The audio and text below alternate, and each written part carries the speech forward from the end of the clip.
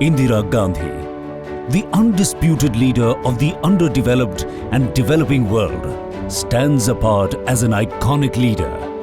She, who epitomized the idea of India, carried forward the ideals of our forefathers throughout her distinctive career, that even led to sacrificing her life for the motherland. Her goal was always for the welfare of the people and the interest of the country. For her, India came first, then anything else. Her courage and strength came from the massive support of the people who made her achieve the impossible. Barely had she settled down for the new term in office on 16th of March 1971. I, Indira Gandhi, do solemnly affirm that I will bear true faith. She was confronted with a full-blown crisis on her hand. The seeds of distrust and animosity between the East and West Pakistan were sown by the Pakistani government. When the Pakistani regime refused to respect the popular mandate and accept Sheikh Mujibur Rahman as the Prime Minister. In the Pakistan general election in December 1970, the Awami League, led by Sheikh Mujibur Rahman, won an absolute majority in the Pakistan National Assembly. The Pakistani regime refused to respect the popular mandate and allow Pakistan Prime Minister-elect Sheikh Mujibur Rahman to come to power.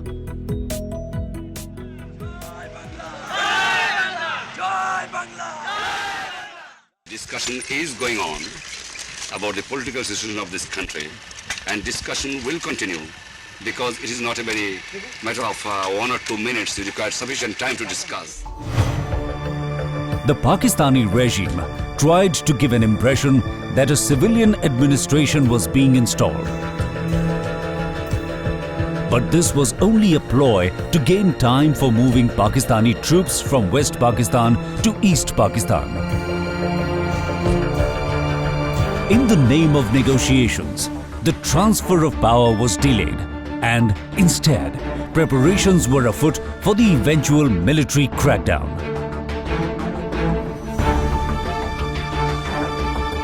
Apprehending his arrest, Sheikh Mujibur Rahman gave a clarion call to his people to fight for complete independence, whatever may be his fate ultimately. তোমাদের যা কিছু আছে তাই নিয়ে প্রস্তুত থাকো মনে রাখবা রক্ত যখন দিয়েছি রক্ত আরো দেব এই দেশের মানুষকে মুক্ত করে ছাড়বো ইনশাআল্লাহ Flouting the popular mandate, the Pakistan government let loose a reign of terror on unarmed and innocent people. In the military operation, codenamed Operation Searchlight, the Pakistan Army attacked Dhaka University, killing professors, students and attacking girls' dormitory on the intervening night of March 25th, 26th, 1971. This marked the beginning of genocide that killed thousands of people in Bangladesh. Indira Gandhi took charge of a very grave and grim situation at one of the toughest and most challenging of times. It was a humanitarian crisis, requiring Indira Gandhi to shoulder an intolerable burden of looking after 10 million refugees, attending to their medical aid, food and stay. The refugees were fleeing their homeland to escape the genocide in East Bengal, and they were unwilling to return to their homes without credible guarantee of safety and human dignity. In May, Indira Gandhi visited Assam, Meghalaya, Tripura and West Bengal. The visit was to personally convey her sympathy and solidarity, besides to supervise arrangements like pitching thousands of tents for setting up temporary shelters for the refugees coming from Bangladesh. Many refugees were wounded, needing urgent medical attention. On the diplomatic front, there was a flurry of activity. On behalf of the then US President Richard M. Nixon, Henry Kissinger came calling. The US bid to browbeat India failed, as Indira Gandhi remained firm on the need for seeking an early political settlement. Similarly, US Senator Edward M. Kennedy visited India. After meeting with Indira Gandhi, he visited the refugee camps to see for himself the ground situation. But nothing seemed to have changed on the ground. Acting with sagacity in a rapidly changing situation, Indira Gandhi clinched the signing of the Indo-Soviet Treaty of Peace, Friendship and Cooperation on August 9, 1971. At a time when the United States and China were backing Pakistan to the hilt in its misadventures.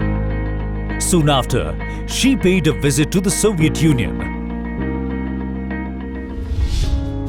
Amid the brooding tragedy, Indira Gandhi undertook a six-nation tour of the United Kingdom, France, Germany, Austria, Belgium and the United States of America. It was a quest for peace and justice for the people of Bangladesh, undertaken at a time when it was extremely difficult for her to leave the country.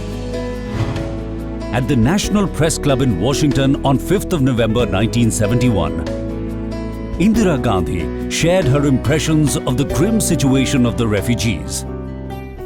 What is taking place there is not a civil war in the ordinary sense of the word. It is a genocidal punishment of civilians for having voted democratically. It is a strange and cynical way of getting rid of one's opponents and of deliberately using helpless millions as a weapon against a neighbor nation.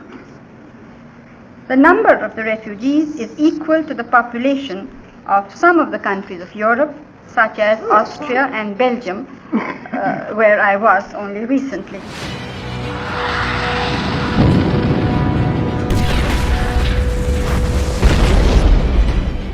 Underestimating India's might and the strength of the Indian armed forces, Pakistan committed the blunder of attacking India, for which it is still facing humiliation.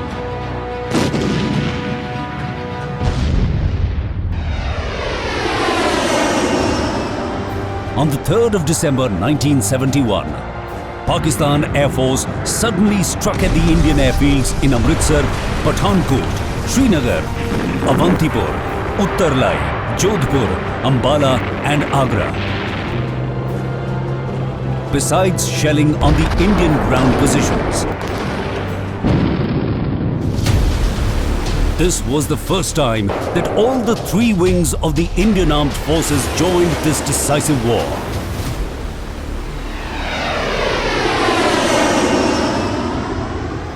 The Indian Air Force played an exemplary role during the war, both on the western and eastern fronts, besides providing air cover to the ground forces in Bangladesh. The IAF relentlessly mounted an ever-increasing number of sorties over both East and West Pakistan.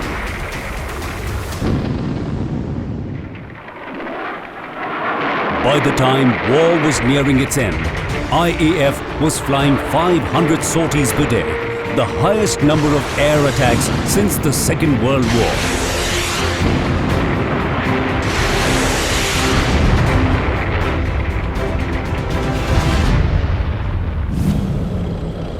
India and Pakistan were engaged in the fiercest battle in Longewala, Cham and Shakargarh sectors on the Western Front.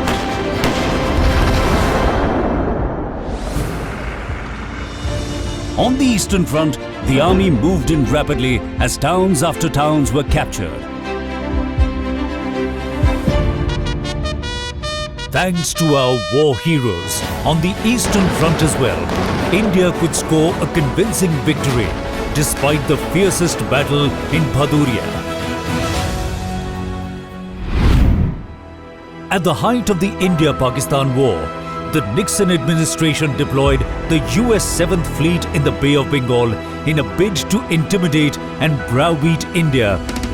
But Indira Gandhi remained unfazed. The role of the Indian Navy was exemplary. On December the 4th, it launched a massive attack on Karachi, codenamed Operation Trident. it inflicted the worst ever damage on its Pakistani counterpart.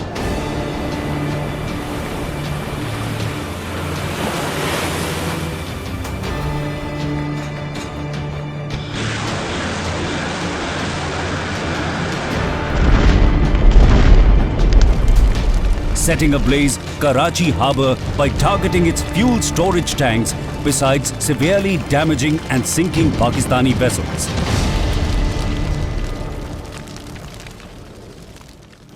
To commemorate the achievements of Operation Trident, December the 4th is celebrated annually as the Indian Navy Day.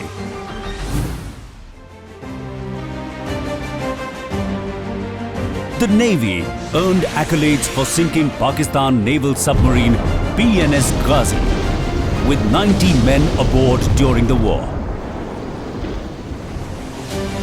which is regarded as one of the high points of India's first ever emphatic military victory.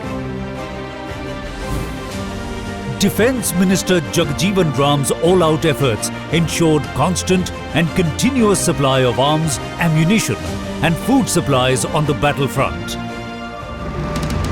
Indeed, the clear vision and the resolute conduct of Indira Gandhi and the self-confidence of the Bangladeshis paid off, when Mukti Bahini and the Indian Armed Forces, which formed an allied command, went on to defeat Pakistan. The instrument of surrender was signed in Dhaka at 16:31 hours Indian Standard Time by Lieutenant General A. Nazi on behalf of the Pakistan Eastern Command. Lieutenant General Jagjeet Singh Arora, GOC in command of the Indian and Bangladesh forces in the Eastern Theatre, accepted the surrender. Following the Pakistan surrender in Dhaka, in a magnanimous gesture, Indira Gandhi offered a unilateral ceasefire on the Western Front, bringing the war to an end.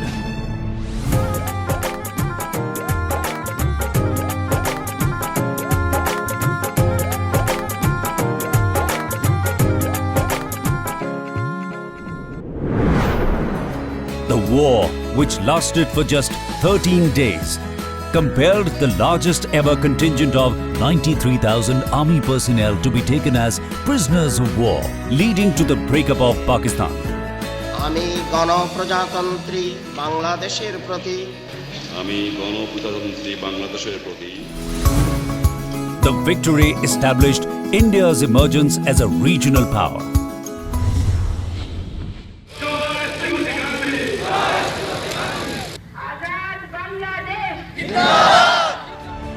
It was a spectacular victory over a country which had forced its civilians to flee its own homeland following genocide and flouting the democratic mandate.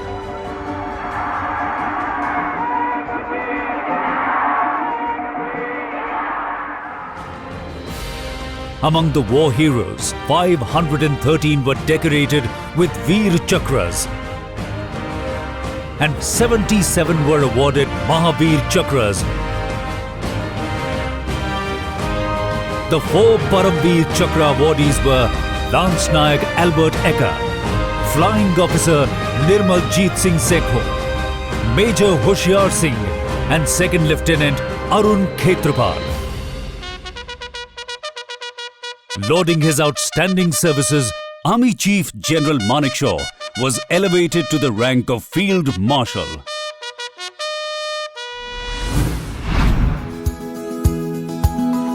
Indira Gandhi was felicitated over this spectacular success in the liberation of Bangladesh. All the world admires a deed well done, and I think, with all modesty, we can say that we have done this action well. In recognition of her yeoman's service in defense of democracy and human rights, a grateful nation conferred on Indira Gandhi the highest national civilian honor, the Bharat Ratna. Similarly, Bangladesh too conferred its highest civilian honor posthumously on Indira Gandhi which was received by her daughter-in-law and Congress President Sonia Gandhi. Indira Gandhi emerged as an icon and defender of democracy and human rights, for awakening the conscience of the international community,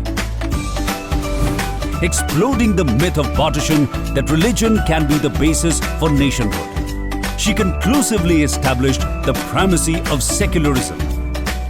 Indira Gandhi put India on a high ethical and moral pedestal in the Committee of Nations.